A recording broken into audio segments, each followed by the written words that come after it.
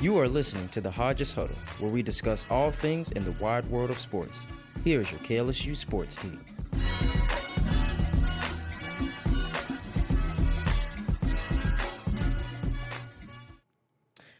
Welcome into the Hodges Huddle, everyone. I'm your host once again, Jaden Smith. Today I'm joined by the great Randilyn Wilson and the rookie, Brock McMahon. Guys, how are we doing today, man? I'm great. I'm doing good. It's been a good week of sports. The day's been terrible with the rain and all that, but yeah, feeling good regardless. Yeah, I'm feeling good. I got rained on earlier, but it was fine. I'm fine. It's fine. How'd you get caught lacking without the umbrella? Or? Yeah, well, my umbrella's in my car, and I thought I had it in my backpack, but then I didn't. But it's fine. Whatever. It's fine. But I'm having a good day. Okay, well, that's good. I'm glad you're having a good day because we're supposed to have a good podcast today. Let's get right into it. LSU Baseball. I just want to touch a little bit on what happened Monday. They did lose, got upset, if you will, to Northeastern. Lost 13-10, so a bit of a shootout. But the real story of, I guess, LSU Baseball right now is tonight's game against UL, NUL. The game is sold out, by the way, which – for those that don't know, that's a big deal. That does not happen at UL very often. These two fan bases do a lot of bickering online, maybe one side more than the other. It's kind of a little brother, big brother thing, but, it is what it is. Brock, starting with you, man, just what are you looking forward to most about this matchup? How you feeling about it? Is there any extra juice for you? Just any thoughts on it? Yeah, I personally don't like UL. And I know UL does not like LSU, and that's why this game's sold out. Yeah. It's just because LSU's coming to town. If they're playing anybody else, it'd be fine. But I'm excited to see how LSU responds when everybody's down on them. You always talk about the letdown spot. Whenever they're high, when they were the McNeese game, the letdown spot. Yeah. Now it's kind of the reverse. It's kind of everybody's counting them out, and UL's a very good team. So I want to see how they respond to that. The offense is scary though right now, like in a bad way. Like they can't really get hits in not even just timely manners, like at all. Yeah. But yeah, I think they beat someone recently with only having like 4 hits or something like that. It was Dartmouth on Sunday. But yeah, I mean, I'm excited to see. I think Gavin Guidry's on the mound tonight to start. It hadn't started yet. It should start in like the next couple minutes. But I'm excited to see what happens. I think the lineup's going to change tonight too. So we'll see. I have yet to tune into a baseball game, but I didn't know that this is the one to start, man. Yeah. It's I think it's one of those games where, like, even if you don't watch the sport, like, you can tell it's like a big deal, like that type of thing. Like, as soon as I'm gonna try to hurry this up so I can go home and watch it myself. But yeah. I didn't know if these two fan bases even argued like that either. They don't. Oh, it's one side. Yeah, okay, it's one fan base. I can think about who it is. Yeah, that's fine.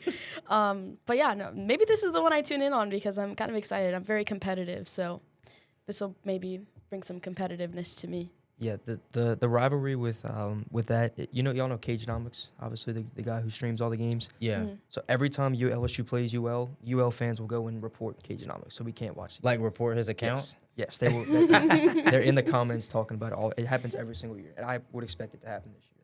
That's the pettiness that they have. That's a different type of petty and every single year. And I don't even get why. Like, it'd be one thing if the two schools had something in common besides being in Louisiana, but like we don't have anything in common. I was gonna say, is that it? Common, just baseball? Nothing at all. Like, you went to UL by choice. Like, okay, that's a choice. But anyway, with that being said, this is a very fun matchup more than anything. But what is this like? What will LSU winning this game mean for them? Is it, you said, you think UL is a very good team? Is it just, another day in the office for them, or is there a little bit extra juice on this, considering, all the bragging rights that'll come with it? Yeah, I think that usually I would say it's just a midweek, but because it's a sold-out game, it's going to be a hostile environment. Yeah. So I think it's going to, number one, a confidence builder, but also it's going to, like, their first taste of SEC play, like what it's going to be like with the fans, everybody's against you.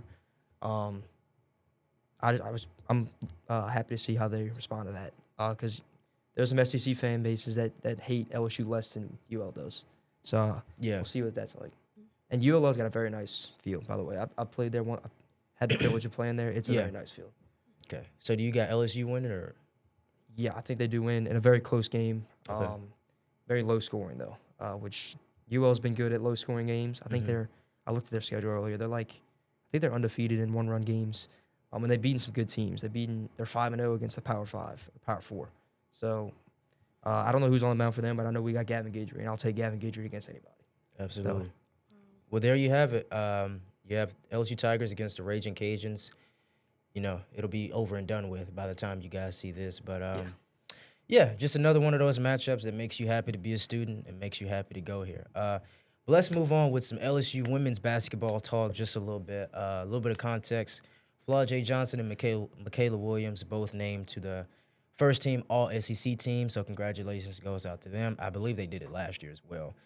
Malaysia Fawali, proving she's worth every penny. She was named Sixth Woman of the Year. And Zakiya Johnson named to the All-Freshman SEC team. But this is super important because, you know, we knew we had the right players, but now they have, I guess, the right accolades to, you know, label them by. But it's especially important getting ready to go into the SEC tournament.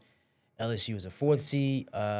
They will play Friday, the winner between Oklahoma and Florida, I believe. How do you see them faring in the tournament? Hopefully going far. I mean, I think whoever wins the Oklahoma-Florida game, I think we can win. But with them being in the SEC All-Team, I think it's really good. I think Flau'jae has really tried to pass the ball this season, and I think that is showing more of a leadership, trying to get the ball to, you know, some freshmen as she's, like, leaving her legacy here. And, man, Michaela is just so entertaining to watch. So she is. Like, she's different. Once she gets hot, there's, like, no stopping her, you know?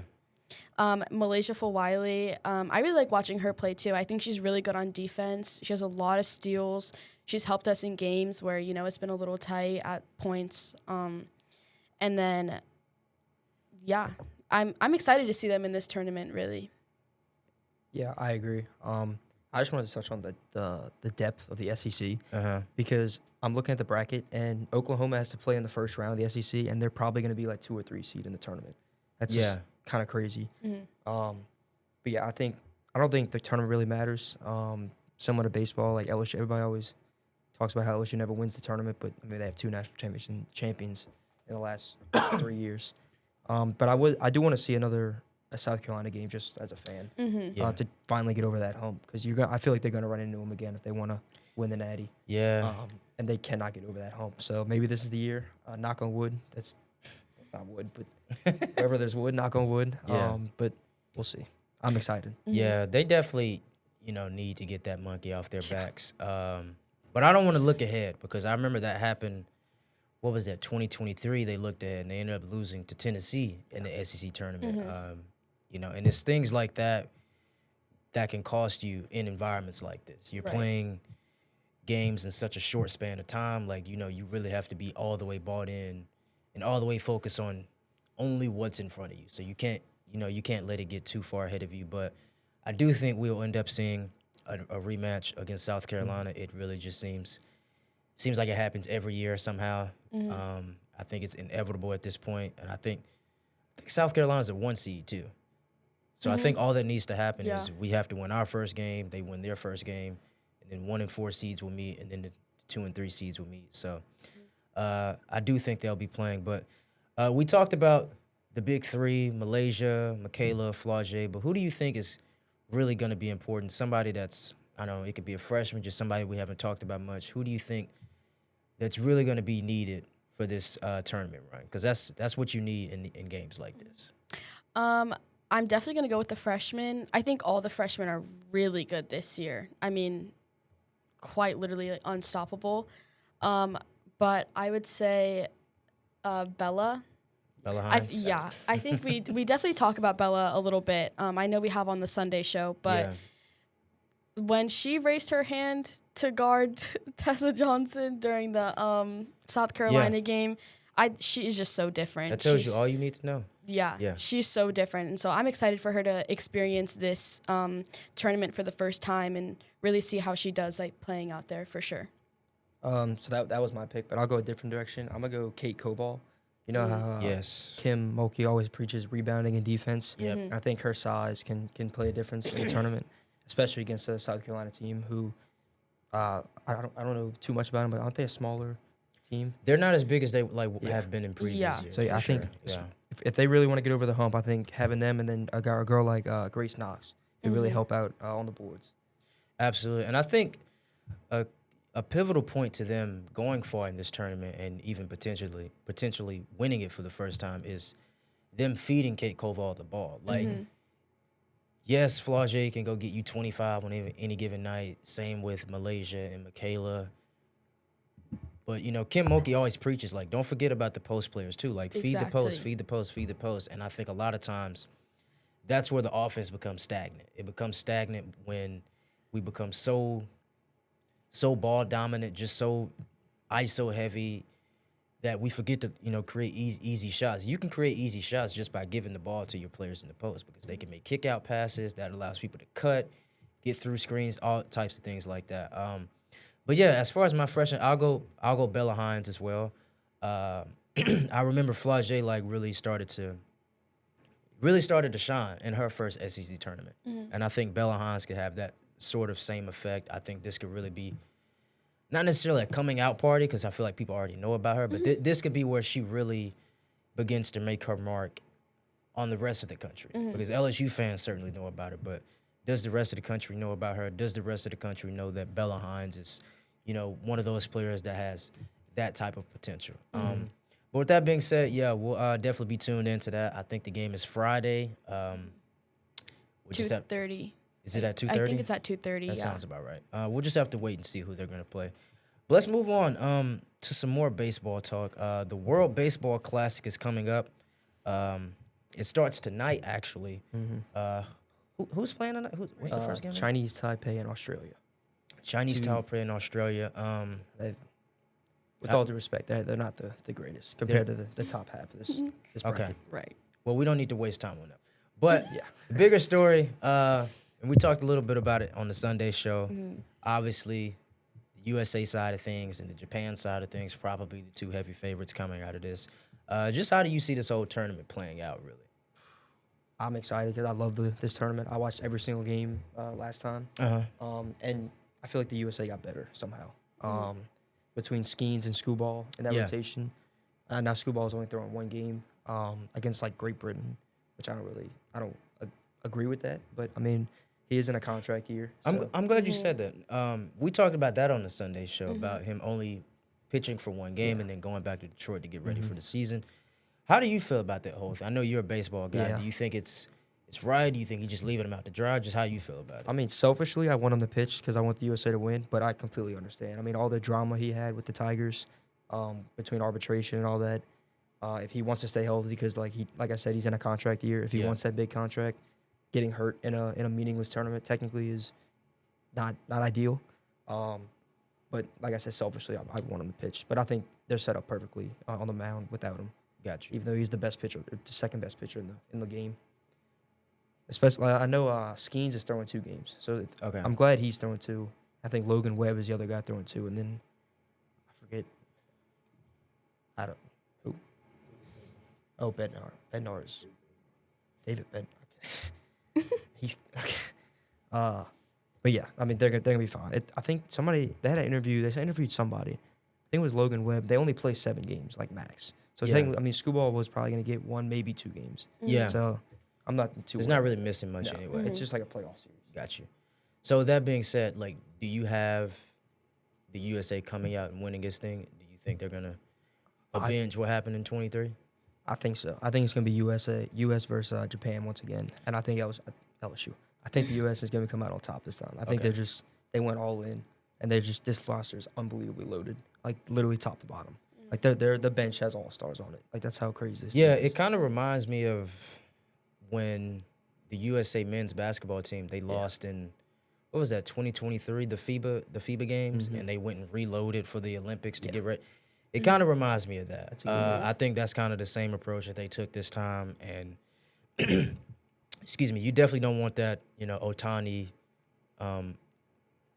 Mike Trout situation happening. Yeah. Because that was, I don't want to say embarrassing. It was pretty poetic, but, when it comes down to something as prophetic as that, like, you want to be the team that comes out on top. But, yeah, I know we talked about it on the Sunday show, Randilyn, but just, any more thoughts on this whole thing? Not. Are you even going to watch? Like, is there any stock in this for you? Okay, well, I was going to pretend I was going to watch. I'll say this. Like, I feel like even if you don't watch the whole thing, like, I feel like if it gets down to, like, being U.S. and Japan, I feel like you should watch that. I would watch. Yeah, I would watch. Again, I feel like I'm very competitive. And we talked about this on the Sunday show, like, when it comes to the USA competing in tournaments, especially, like, the Olympics, you want to go all in for it. Yeah, very patriotic. So, yeah, I'll probably watch that game if it comes down to it. Well, there you have it. We'll be rooting for the USA. I guess this is the only time we really do that. Well, the only time we're invested, pretty much. But let's talk about a little bit more basketball. March is upon us. It is Wednesday, March 4th. We are officially one expired milk carton away from March Madness starting. Wow. How are we? I've never heard that quote before. I saw it yesterday on Instagram. Somebody posted, like, the expiration date on it, and I just took it and ran with it. Like, right. That's how close we are. Yeah, that was good. That was really good. We're one expired milk carton away from March Madness starting. How are we feeling? We're excited. Men and women's, by the way. But, yeah, just how are we feeling about the whole thing? We are making brackets, by the way. So we're going to do some little sweepstakes. Whoever on the sports team has the bracket that's the best bracket or the closest bracket to win, they'll have a little prize. I'll just say this. Last year, through day one of round one, I was perfect. Okay. I'm not even joking. And then so was I. It's not a brag. Okay. But then Colorado State lost, and won and just completely unraveled. But I'm not even a big basketball guy, and I love March Madness. There's something about it. I love March Madness, too. It's so, like, I love events where I feel like everybody's tuning in at the same time. For sure. It's just I just love to be a part of things like that. Because it's truly like an event. I think it might be like second probably to the Super Bowl as far as like U.S. sporting events and things like that. But there's nothing worse than putting so much thought into a bracket and watching a two-star from Tappahannock State drop 30 and just mess up your whole entire bracket. Like it really is the most demoralizing thing that can happen. But let's talk about the men's first. This is a year that's really just been loaded with talent. We talked a lot about it on the Sunday show. It's loaded with 25-plus win teams. It's loaded with teams that are probably worthy of getting that one seed. But just want to hear from y'all. Who are y'all's one seeds going into the tournament? For men's, I have Florida, Duke, Houston, and UConn. Okay. Just because last year, just want to say, I don't want to brag, but had a near-perfect bracket last year. So, yeah, those are my picks, and I got to stick with them because they did me so well last year. So now I have to. Okay. I got to go reroute that. I see that. Yeah. I can see that.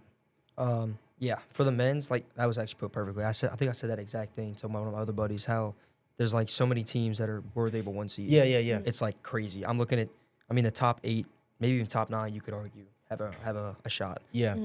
But I think Duke's gonna be a one seed. I think Michigan, Florida, and then whoever wins the Big 12 between Houston, Arizona, and Iowa State. I personally think Iowa State's gonna win, but it could literally be any of those teams.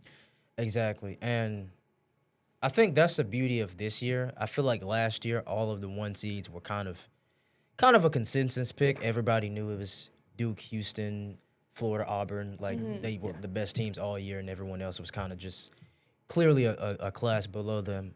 But I think this year is much more different. Like, we can all have totally different top fours. Like, I think I said Duke, Michigan. I think I had Arizona and UConn. Just all totally different top fours. But I guess the better question is, who's going to be y'all's sleeper team? That's the real question. There's always going to be that one team every year that comes in the tournament, shakes things up. It don't even have to be like an 8 seed or 9 seed or nothing like that. Just one team that, somebody's not speaking about a lot. It's just going to come in and, I was on this team early. Nebraska. I know Nebraska? they're ranked 9th in the country. I didn't know this until a couple weeks ago. Nebraska's never won a tournament game. Really? And, yeah, they've never won an NCAA tournament game, and they're 9th in the country right now. So that's my sleeper team. I guess they're going to be like a three seed maybe. Yeah. But I think people are going to overlook them just because of that. And then my absolute dark horse is BYU. They just fell out of the rankings, but I think AJ DeBanson. I think he has the ability to take over, kind of like a mid-major guy would, but they're on a much bigger stage. So I'm like, I love that pick, and I would love for AJ to have that freshman, sensational run and go be the number 1 draft pick and things like that. But I guess I'll go Kansas. I still think, first of all, when Darren Peterson is playing, that's really contingent on this whole thing. But I think when he's playing and Kansas is, I think when Kansas has all of their players out there, I think they can hang with pretty much anybody in the country. I truly believe that. I kind of think the same thing with BYU, but I just want to be a little different. But yeah, my pick was Kansas too. Yeah. I don't know if y'all saw, but about AJ DeBansta, he said he might come back to college. I did see that, and I rolled my eyes and just scrolled right on past it. Because you know eyes. why? Cooper Fleck said this exact same thing last year, and I did the same thing then. Like, consensus number 1 picks don't stay in college. Right. That's just bad financial advice. Yeah. No, that's the dumbest thing ever. But yeah, we talked about the men's. Let's talk about the women's. Now, this one is a little bit easier to talk about because the top-heavy teams are the top-heavy teams. But I guess who are y'all's 1 seeds going into the women's tournament? I got UConn, Vanderbilt, UCLA, and Texas. Those are my top Vanderbilt, 4. UCLA, and Texas. Okay. So no South Carolina? No. Yeah, because I we're don't going to have beat South them in the Carolina. tournament. Exactly. I'm going to go UConn, UCLA, and then the top 2 of the SEC tournament. So I think selfishly LSU and Texas. Really? But realistically, it's probably going to be South Carolina. I would love for us to be a 1 seed I just can't see it. because I don't want us to be in no UCLA bracket. I think we're probably not going to win anyway, but if we get in their bracket, then we're definitely not going to. I think my top 4 is South Carolina, UConn, obviously, UCLA, and what was it? Texas. I have Texas. I do think we'll see two SEC teams with 1 seeds. I think deservedly so. I think they've been the best conference the entire year. As Brock said earlier, they're like Oklahoma's playing on day 1, and they're probably going to be a 2 or 3 seed. Like that just speaks volume to the depth of this conference, how loaded it is with talent. And yeah, I think it's just going to be an all-out.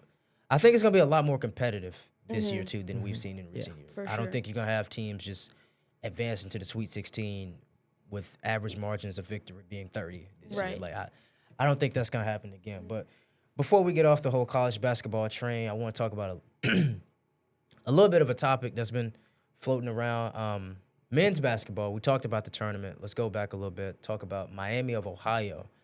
They are, 30 and 0 on the season? They are something and 0. They are undefeated on the season. 29. They're 29 and 0 on the season. And usually that would pretty much guarantee you a 1 seed spot. But I guess not in years like this. But if not a 1 seed, it would certainly guarantee you a spot to the NCAA tournament. But everybody doesn't seem to think that. You got Auburn's head coach who's publicly advocating for them not to make the tournament. I guess he wants Auburn to be in the tournament, which they looked pretty good against us the other day. So I don't know. Just,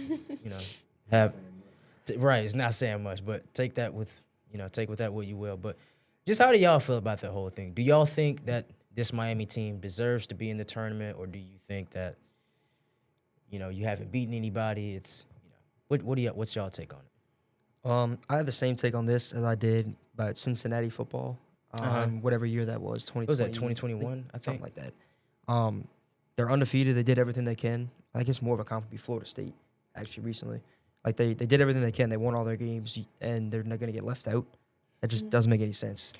I think the only there was a graphic. I think there's 4 teams that have ever been undefeated, and all of them got a 1 seed. And we're talking about Miami of Ohio not making it at all. Like, that's just crazy to me. And, of course, Bruce Pearl's going to argue against that. He's trying to get his son's team in the tournament. So if they don't put him in, it's just going to be, I think, a bigger scandal than the Florida State leave out in whatever that, 2023. Oh, the Jordan Travis year? Yeah. They should get in. Don't get me started on that. Oh, my gosh.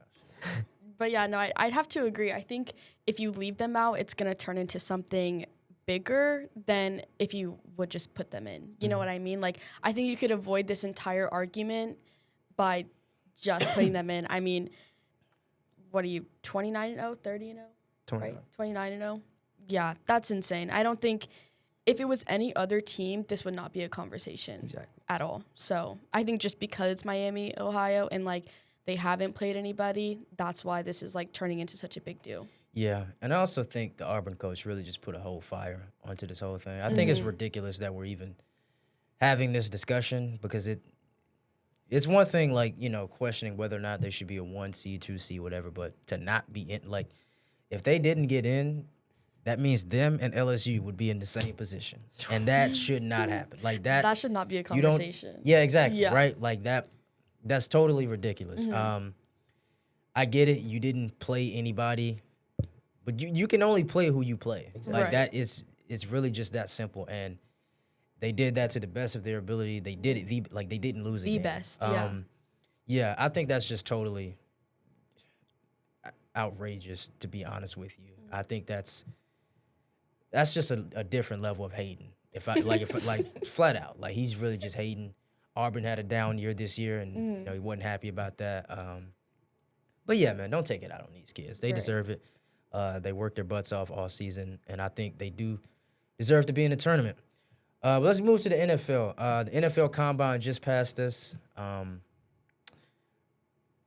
You had a couple of LSU guys show out at the thing. I think Xavier Thomas ran a 4.28 40. Chris Hilton was getting active out there. Good for him. But the biggest story of it, I feel like, is Garrett Nussmeier. He did participate in the combine. He did participate in some throwing drills like that.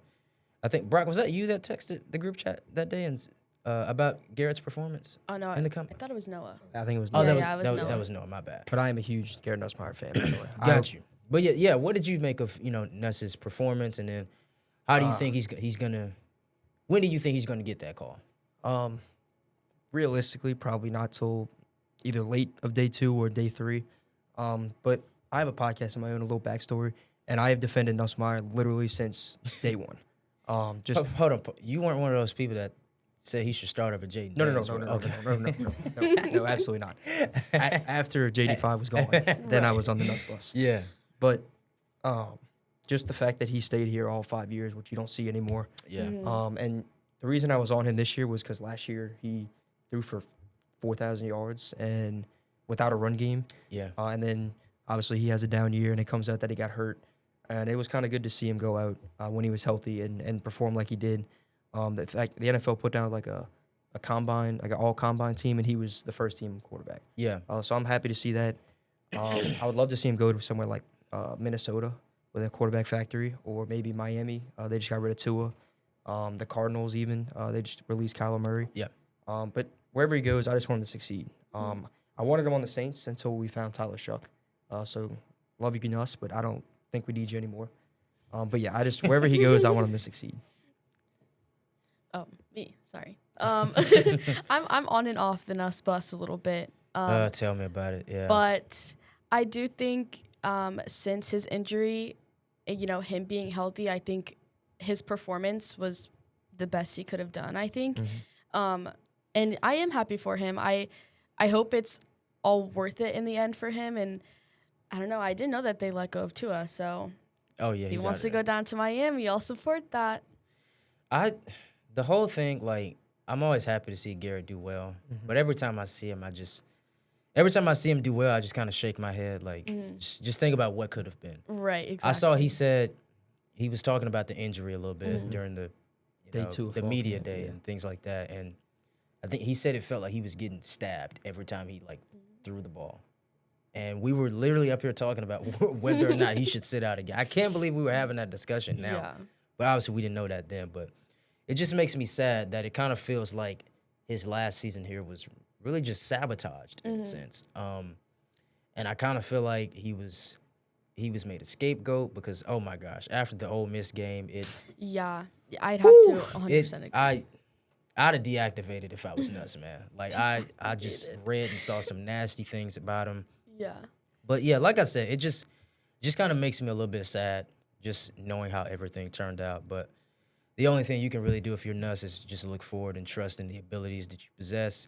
And I do think he'll be a great addition and a great pickup to whatever team drafts him.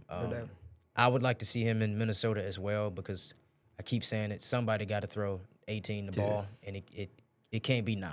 It just it can't be 9, man. Anybody but 9. But yeah, go to somewhere where he can get a very good receiver. Nuss loves himself a security blanket. That's why he loved Aaron Anderson so much. That was his guy. But yeah, I think he's going to be very good in the league. I don't want to get too ahead of myself. I don't want to sound delusional or nothing like that. But good luck to Nuss, and yeah, we'll definitely be watching him from here. But speaking of NFL, free agency is upon us. There's been a few big moves so far. I think the biggest move so far is probably the Lions deciding to trade David Montgomery to the Texans. So there'll be no more Sonic and Knuckles with him and Jahmyr Gibbs. Trent McDuffie was traded to the Rams today from the Chiefs. Pat Mahomes wasn't too happy about that. Stephon Diggs is set to be released. I don't know why you're surprised. Kyler Murray is set to be released. Free agents, unrestricted free agents, Trey Hendrickson. I guess Cincinnati just completely washing their hands with that situation. Malik Willis, that's going to be an interesting topic. And also Jalen Phillips of the Philadelphia Eagles. Randilyn, first of all, just how are you feeling about Stephon Diggs getting released? I'm hurt, for sure. I honestly thought Noah was kidding when he sent it into the group chat. Like, I literally sat in my bed for a good, 10 minutes. Like, I'm not even going to look it up. You thought it was a game. I know I'm getting trolled. I literally thought I was getting trolled. I was like, there's no way. But then I ended up looking it up, and there's a way. If there's a will, there's a way. Or is the other way And there was around. a will. Yeah, there's a will. But at the same time, I'm not completely surprised because of everything that surrounds Stephon Diggs. I feel like over the years, the Patriots have tried to protect their image a little bit. They got his arraignment pushed back until after the Super Bowl. Like that. Yeah. I knew the NFL had motion, but that was insane. Exactly. To just get a court date pushed back, that's pretty insane. Exactly. So I feel like I'm hurt, but I'm not really completely surprised because I think you would rather choose the rest of your team over one guy. You know what I mean? That you've had for a year. I mean, it's been a great year, but maybe it's time to wash our hands with that. Yeah. Exactly. And speaking of washing your hands, I think they saw he's washed. Respectfully. And I hate that because I'm such a Stephon Diggs guy. Shots fired. I love Stephon Diggs. That's crazy. I love his game. But the thing about, elite receivers is you can tell when they're not elite receivers anymore. I think he put up 1,000 yards, but it was one of those quiet. Yeah, it was one of those gimmies. He did it in the last game. And I'm not even trying to. I'm actually really surprised by that. Yeah, I'm not trying to dump on him or anything, but I think organizations, they know when they have to move on, and I think that's really all it is. I think the outside stuff definitely didn't help you because now they think you're going to be a distraction to the team and things like that. But yeah, I think it was just I kind of knew it was coming. That's why I was happy when he signed that contract in the first place. I think he signed for 3 years, $69 million, which I thought that was very generous at the time. I think that's $23 million a year. For a 30-year-old receiver, that's very good. So yeah, he got his money, but I do think he'll still end up on the team after this. I don't think he's gonna fade out quite yet. I think he's still pretty serviceable in the NFL. I just don't think he's that elite anymore, and I think the Patriots are probably gonna try to buy into maybe Kayshawn or Douglas. So I think that's where they're gonna go from here. But let's talk about some of these other free agent moves. Trent McDuffie traded to the Rams. I think that's gonna be huge for them. I think that's the one thing they really lacked last year. Kyler Murray to be released. I don't know if we should be surprised about that. But what do you guys make of maybe the biggest trade so far, David Montgomery to the Texans? Yeah. And who won this trade? It's hard to say. I mean, I think both sides kind of were evened out because David Montgomery had a down year, obviously, this past year. I think they got a 5th-round pick for it. Fifth round pick, yeah. And a center or something, or offensive lineman. I'm just I'm pumped for Jahmyr Gibbs in fantasy. I'll tell you that much. I was, yeah. That dude is, if he's gonna be the consensus number one in fantasy, I would assume. But just weird that there was a report that he wanted out, but then he came out and said that wasn't true at all. And now he's gonna be splitting reps with Woody Marks, and I would assume they're gonna get rid of Joe Mixon now. But I forget. yeah, Didn't he must have been injured last year? was, yeah, Okay, I forgot all about it. Injury and legal trouble. Injury and legal trouble. Is Nick Chubb still on that roster as well? yes, he is. It's just I That's don't really understand ugly, it for man. the Texans at all. It's ugly. Yeah, that's Ugly. just nasty work, man. Yeah. Trent McDuffie, me and Noah were talking about this before. I think it's a huge win for the Rams. Yeah. Like, they were able to get rid of their first-round pick, but they have another one. But from I think the James Pierce trade, and they get a top 5 corner in the league to pair up with who's Emmanuel Forbes, who broke out this year. I think this is what is going to get them over the hump, having a lockdown All-Pro. I love this move for the Rams, and I hate the Rams. Yeah, you say you hate. I definitely get that. And speaking of that McDuffie trade, with that, the Chiefs now have 2 first-round picks in this year's draft. So I guess just when we thought the Chiefs dynasty Was over. was going to fall off a cliff, it doesn't seem so. Yeah. What's y'all's reaction to that? Do y'all think the Chiefs are going to find a way to be that good again, or is it just smoke and mirrors? I think they're always going to try to find a way. If not next year, then it's going to be the year after that. I think we're going to keep having this conversation with the Chiefs until it's finally time to be like, all right, never mind. Like, the conversation's completely over. But have they made any, like, big trades, or are they keeping kind of their same Made team? that one. That's it? I mean, that was a pretty big one. You give up your best all-pro corner, to get draft capital in return. So they're definitely trying to do something with it. Yeah. They got something up their sleeves for sure. But let's talk about the free agency talk. Trey Hendrickson, this is the one that's really just been nauseating to hear for the past 2 seasons. I'm sick of hearing about it. You got Malik Willis of the Green Bay Packers, and you got Jalen Phillips of the Eagles. What do y'all think is the biggest free agent? Who's going to be the biggest free agent signing here for a team? I think it's the guy who technically isn't a free agent yet, and Max Crosby. I think wherever he ends up in a trade, I've seen him linked to Dallas, which, I mean, that D-line would go from as bad as it was when they traded Micah Parsons to top 3. But, I mean, free agency, I think Malik Willis is going to be the most interesting. I've seen a lot of Sam Darnold comps in terms of, like, turning his career around. See where he goes. I think he was linked to the Dolphins, if I'm not mistaken. I did see that. So that'd be interesting to see. And then Trey Hendrickson, Will, I know you're going to be on this. Bring him home. Come on down. Come back where it started. You can always come back here. Cam Jordan is recruiting him. I don't know if you saw him tweet that. He said, bring it back where it all began. So now players can't really, they have no say. Yeah. I don't really know how we're going to pay them, but we'll figure it out.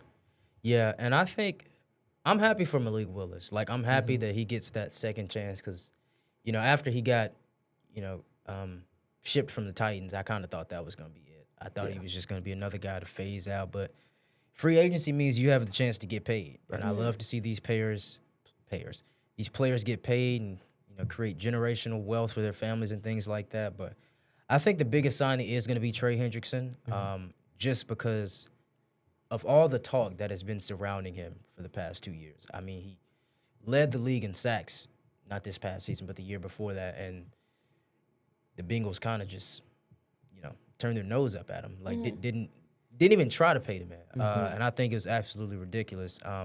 But, yeah, I do think whatever team gets him, I think they're going to be getting somebody who can really turn the team around. I could see him going to another contender or a team that's on the cusp of contending for a Super Bowl. But, what do you think, Randilyn? Well, I'm reading up on some of it now. I just saw that Malik Willis, that Miami's kind of thinking about him. So, I don't know. But considering that Miami needs a quarterback.